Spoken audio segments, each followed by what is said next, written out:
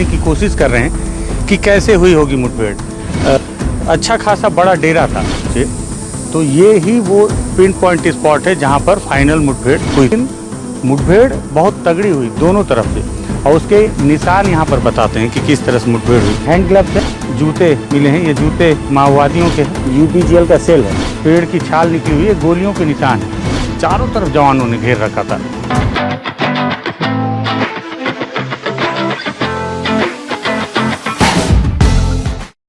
15 जून को जो एक बड़ी मुठभेड़ फिर से माओवादियों के गढ़ में, या कहा जाए कि अबूझमाड़ में माओवादियों की राजधानी में हुई, उस राजधानी के ग्राउंड स्थल पर हम एक बार फिर से मौजूद हैं और बहुत देर से यहाँ देख रहे हैं और समझने की कोशिश कर रहे हैं कि कैसे हुई होगी मुठभेड़। दूसरे वीडियो में आपने देखा होगा कि हम यहाँ तक पहुँचे कैसे, और कैसे 2 बार पहाड़ियों को पैदल और उसके पहले कई पहाड़ियों को हमने मोटरसाइकिल से पार किया। कुतूल से बहुत दूर ये गांव है, और गांव का नाम मैं फिर से भूल गया हूँ बहुत रटने के बाद। शंकर, क्या नाम है गांव का? कोड़ते मरका गांव का नाम है। और उस कोड़ते मरका तक हमारी मोटरसाइकिल आई, और उसके बाद फिर हम 2 पहाड़ी पार करके यहाँ पर पहुँचे हुए हैं। यहाँ पहुँचने के बाद पूरे स्थान का जो जायज़ा लेने के बाद क्या स्थिति है जो समझ में आई वो आपको बताते हैं। दरअसल हुआ ये है कि इस इलाके में, सबसे पहले आपने पुराने मेरे वीडियो में देखा होगा, जो दूसरा वीडियो है, कि इस पहाड़ी के नीचे एक मैदानी इलाका है और जो पूरी तरह से जंगल से ढका हुआ है, और उस मैदानी इलाके के अंदर में माओवादियों का एक अच्छा खासा बड़ा डेरा था। उस डेरे में माओवादियों का ट्रेनिंग सेंटर भी था, और लेकिन बहुत दिनों से वो ट्रेनिंग सेंटर उजाड़ हो चुका था, क्योंकि अब वहाँ पर कोई भी माओवादी नहीं था, क्योंकि वहाँ के निशान दिख रहे हैं। यहाँ माओवादियों के उपस्थित होने की सूचना जवानों को मिली। STF, DRG और ITBP, बस्तर फाइटर, इन सब की जो टीम है, संयुक्त टीम, वो दंतेवाड़ा से, नारायणपुर से, कांकेर से और कोंडागांव से, सारे जगह से टीम निकली हुई थी, अलग अलग स्थानों से, और चारों इलाकों से जो फोर्स निकली संयुक्त तौर पर। पहले चारों तरफ आप देखें, अगर आपको नज़र आए तो चारों तरफ से इस पहाड़ी को घेरा गया फोर्स के द्वारा, और जहाँ तक मुझे जानकारी है लगभग 1200 से 1600 के बीच जवानों की संख्या थी। और जब माओवादियों को घेरते हुए जवान यहाँ तक पहुँचे तो ये ही वो पिन पॉइंट स्पॉट है जहाँ पर फाइनल मुठभेड़ हुई थी। नीचे से सारे जवान चारों तरफ से इन पहाड़ी को घेर लिए थे, और बताया जा रहा है कि 8 ही माओवादी थे उस वक्त। पुलिस ने हालांकि दावा ये किया कि बहुत सारे यहाँ पे माओवादी थे, बहुत सारे माओवादियों को गोली लगी, और बहुत सारे माओवादी इसमें घायल हुए और बहुत सारे मारे भी गए, लेकिन उनकी डेड बॉडी ले जाने में उनके साथी माओवादी सफल रहे। यहाँ आने के बाद यहाँ के कुछ लोगों से हमको जो जानकारी मिली, और अलग अलग माध्यम से, अलग अलग माध्यम मतलब कुछ पार्टी के लोगों के थ्रू, जिस भी तरह से, तो ये पता चला कि 8 ही माओवादी यहाँ पर थे जो घिर गए थे पूरी तरह से। और लेकिन मुठभेड़ बहुत तगड़ी हुई दोनों तरफ से, और उसके निशान यहाँ पर बताते हैं कि किस तरह से मुठभेड़ हुई। सबसे पहले आपको दिखाऊं सामान क्या क्या मिला है यहाँ पे है। ये देखिए, ये हैंड ग्लव्स हैं, और ये अमूमन जो है STF के जवान ज़्यादा है इस तरह के ग्लव्स पहनते हैं, ताकि उन्हें जब भी वो अपने गन को पकड़े तो उनको पकड़ने में ग्रिप अच्छी मिले। मौके पर ये जूते मिले हैं, ये जूते माओवादियों के हैं, और ख़ास बात यह है कि मारे जाने के बाद उनके जूते यहाँ पर पड़े हुए हैं। फायरिंग मुठभेड़ हुई कैसे होगी? माओवादियों को इस बात की भनक पहले लगी होगी कि जवान घेरते आ रहे हैं, तो अपने आप को बचाने के लिए इस पहाड़ी में ऊपर चढ़े। ऊपर चढ़ने के बाद उन्होंने ये इलाका चुना, ये जो पहाड़ पत्थर का इलाका है, क्योंकि यहाँ उन्हें मोर्चा बनाने में काफ़ी आसानी हुई होगी। ये हालांकि बैग मेरा है, इसे आप माओवादियों को पिट्ठू मत समझ लेना। तो यहाँ पर पहुँचे तो यहाँ देखिए, हमको ये है, ये UPGL का सेल है, जो पता नहीं फटा है कि नहीं फटा है। इसको छूँगा नहीं, क्योंकि अभी अभी हमारे बहुत एक शुभचिंतक अधिकारी हैं, नाम नहीं बताऊंगा, उन्होंने बहुत नाराज़गी व्यक्त की थी कि मैं इस तरह से कारतूसों और BGL को हाथ लगा देता हूं, जो ठीक नहीं है। और यहाँ पर भी एक UPGL का सेल पड़ा हुआ है, वो भी मुझे लगता है कि ठीक से फटा नहीं है। तो ये समझ में आ रहा है कि जवानों ने यहाँ पे फायरिंग की है। ये बताया जा रहा है कि ये जो इलाका है, इस इलाके में भैया थोड़ा मोबाइल बचा के कहीं गिर न जाए, खुद को भी बचा के, पत्थर का इलाका है, बस आराम से आप रहो, बहुत परेशान मत हो। हमारे दर्शक समझते हैं यहाँ की परिस्थितियों को। ये जो इलाका है, ये जो गड्ढा जैसा इलाका है जो पत्थरों से चारों तरफ से, इसी की आड़ में माओवादियों ने वो मुठभेड़ किया था और बहुत तगड़ा मुठभेड़ हुआ था, क्योंकि जब माओवादी यहाँ पहुँचे तो उनको यही जगह सबसे सूटेबल लगी जहाँ से मोर्चा लेके जवानों से मुठभेड़ कर सकते हैं। अब इसमें निशान किस तरह से मिले ये देखिए। शंकर आप वहीं से दिखा दें कि वो अभी भी यहाँ स्मेल बहुत ज़्यादा है। बताते हैं कि यहाँ पे 2 माओवादी मारे गए थे और वो खून का थक्का जमा हुआ है यहाँ पर और वहाँ, और उस पत्थर पे भी खून के निशान हैं जो बताते हैं कि यहाँ पर 2 से 3 माओवादी मारे गए हैं। साथ ही साथ अगर आप पेड़ पर देखें तो ये पेड़ पर जिस तरह से पेड़ की छाल निकली हुई है, गोलियों के निशान हैं और एक एक पेड़ में 3-3 निशान हैं। और इस तरफ भी आप अगर देखें, हर तरफ जहाँ देखेंगे आपको गोलियों के निशान दिखेंगे। साथ ही साथ वहाँ पर महिला माओवादी भी थी, उन महिला के अंतर वस्त्र भी यहाँ पर पड़े हुए हैं और वहाँ नीचे में भी खून के निशान हैं। आप शंकर दिखाएं, ये भी खून के निशान हैं और बहुत पास से मत दिखाएं क्योंकि बाद में उसको दिखाने में तकलीफ़ होती है। तो वो खून के निशान हैं इस तरफ से। और यहाँ पर भी एक माओवादी जो है उसकी मौत वहाँ पर हुई उस बांस के नीचे में। और ये भी बताया जा रहा है कि ये जो पत्थर है, 2 पत्थर दिख रहा है शंकर, ये पत्थर हाँ, ये जो पत्थर जो गैप आ गया है, दरअसल ये पत्थर एक साथ ही था, लेकिन जवानों ने जिस तरह से यूबीजीएल दागा तो एक सेल यहाँ पर फटा था, जिससे वो पत्थर, उतना बड़ा भारी भरकम पत्थर सरक कर दूर चला गया। एक माओवादी की मौत वहाँ पर हुई, वहाँ भी खून के निशान हैं। और ये देखिए वो भी शंकर, उसको जूम कर देंगे, पेड़ में निशान है गोलियों के। तो कुल मिला के ये समझ में आता है कि माओवादी जब यहाँ तक पहुँचे, जवान जब यहाँ तक पहुँचे, उन्होंने माओवादियों को पूरी तरह से घेरा और घेरने के बाद ये उनको सबसे उपयुक्त जगह मिली कि यहाँ से वो चारों तरफ से मोर्चा ले सकते हैं। लेकिन हकीकत ये थी कि चारों तरफ जवानों ने घेर रखा था इस पहाड़ी को और कहीं भी भागने का मौका नहीं था माओवादियों के पास। ये देखिए चारों तरफ ये गोलियां लगी हुई हैं, चारों, हर पेड़ पर गोली, बांस में भी गोली लगी हुई है, इधर भी बांस में गोली लगी हुई है, तो हर जगह पर।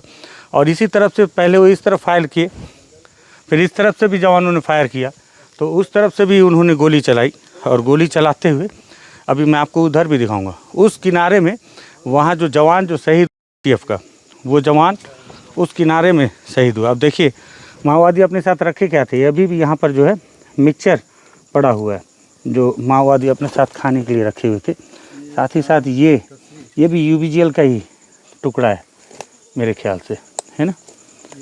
हाँ, तो ये ब्लास्ट होने के बाद यहाँ इसका टुकड़ा पड़ा हुआ है और ये उनके माओवादियों के सामान हैं यहाँ पे जो पड़े हुए हैं। बहुत सारे सामान जवान यहाँ से अपने साथ ले भी गए, अब बहुत सारे सामान यहाँ पर पड़े भी हुए। सॉरी, ये क्या चीज़ है? ये मैं देख रहा हूँ, ये क्या हो सकता है? अच्छा, पानी। अच्छा देखिए, माओवादी जो है पानी, मेरे ख्याल से बता रहे हैं पानी साफ़ करने के लिए छोटी छोटी चाय छन्नी है, इस तरह से जुगाड़ पद्धति से रेनॉल्ट के पेन के साथ उन्होंने ये बना रखा है। ये यहाँ पर मिला और यहाँ पत्थर पे आपको एक निशान दिखाता हूँ शंकर, इधर आ जाओ थोड़ा सा, कि गोलियों के चलने के निशान किस तरह से है। ये आप देखिए, ये सारे निशान बताते हैं, इसमें से कुछ निशान गोलियों के भी हैं शंकर, ये लाइनिंग के। हाँ, ऐसा लगता है कि गोलियों के निशान हैं, पत्थरों पे बहुत सारे निशान हैं। ये शंकर, ये भी दिखाओ, ये गोलियां लगी हुई हैं, सब बांस के पेड़ में भी गोली लगी हुई है।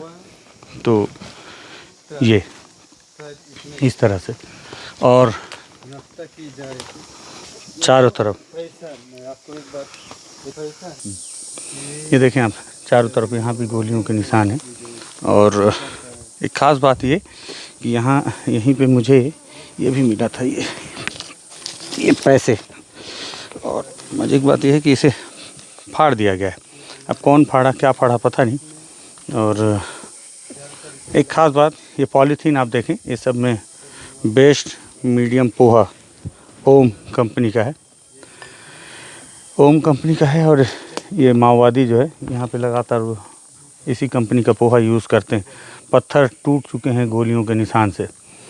तो मैं सोच रहा हूँ देखकर कि क्या स्थिति रही होगी और क्या मंजर रहा होगा कि माओवादी जिनके पास हथियार के नाम पर 303 12 बोर की हैंडमेड राइफ़ल, 1 इंसास की राइफ़ल और गिने चुने कारतूस, उसके साथ चारों तरफ 1000 की संख्या में जवान उन्होंने घेर रखा था। जवान भी इतने दूर से आए हुए थे, उसके बावजूद उन्होंने काफ़ी देर तक मोर्चा लिया और लड़े। मैं आपको वो इलाका भी दिखाता हूँ जिस इलाके में जवान घायल हुआ और जहाँ उनकी मौत हुई थी। वहाँ पे माओवादी ने मोर्चा लिया और चारों तरफ से जवान जो है वो घेरे हुए थे इस पूरे पहाड़ी को। और घेरने के बाद जो एसटीएफ के जवान घायल हुए और शहीद हुए, वो जगह आपको दिखाता हूँ। दरअसल माओवादियों के साथ जो लगातार बड़ी मुठभेड़ हुई, इसमें एक एसटीएफ के जवान को भी गोली लगी और उसका यहाँ पर इलाज भी किया गया। ये देखिए, ये पट्टी है यहाँ पर और ये इंजेक्शन है जिस तरह से वहाँ यूज़ किया है। और साथ ही साथ यहाँ पर खून के निशान भी हैं, ये खून के निशान भी हैं। तो ये इंजेक्शन देखें आप किस तरह से यूज़ किया गया है। यहाँ बताया जा रहा है कि एसटीएफ का जो जवान है जो घायल हुए थे, उनका इलाज किया गया और इलाज करने के बाद ये देखिए सिरिंज के हिस्से, ये पूरी मुठभेड़ और उस तरफ में भी जवान चारों तरफ घेरे हुए थे। हो जाएगा हो जाएगा हो जाएगा। तो इस तरह से पूरी मुठभेड़ हुई और आप देखिए ये जंगल कि कैसे, और यहाँ से लगातार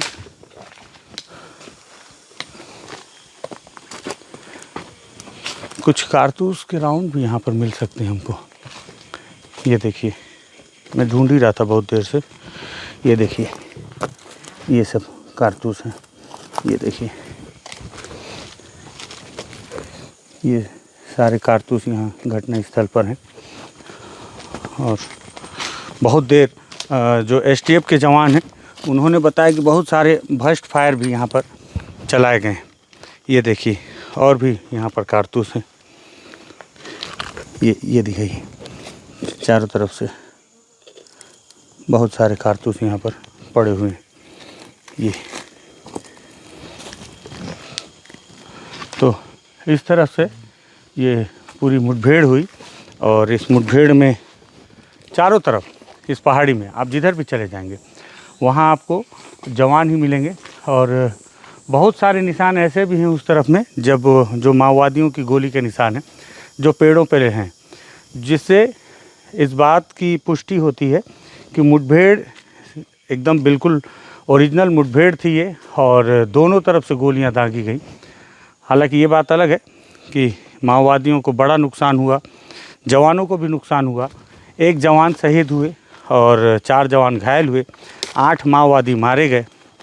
हमने आसपास के गांव के ग्रामीणों को मारे गए माओवादियों की तस्वीर दिखाई। कई दफ़े ऐसा होता है, बहुत सारे दर्शक बोलते हैं, तो उनको बता दूं कि बहुत सारे दर्शक लिखते हैं कमेंट में आकर कि अब जाओ बता दो इस मुठभेड़ को कि ये मुठभेड़ फर्जी थी। तो मैं उनको ये जवाब देना चाहता हूं, क्योंकि लिख के जवाब नहीं दे पाता हूं समय की कमी की वजह से, कि शौक़ नहीं है कि जवानों की मेहनत पर मैं पानी फेर दूं। ठीक है, जो दिखता है वही बताता हूं, और ये दिखता है और क्या है ज़मीन पर वो बताने के लिए सिर्फ मेरे हाथ में हथियार नहीं होता, उतनी मेहनत मैं भी करता हूं जितनी मेहनत जवान करते हैं। और मैं किसी के पक्ष में जाकर रिपोर्टिंग करने का कभी भी पक्षधर नहीं हूँ। जो गलत है तो गलत है, जो सही है तो सही है।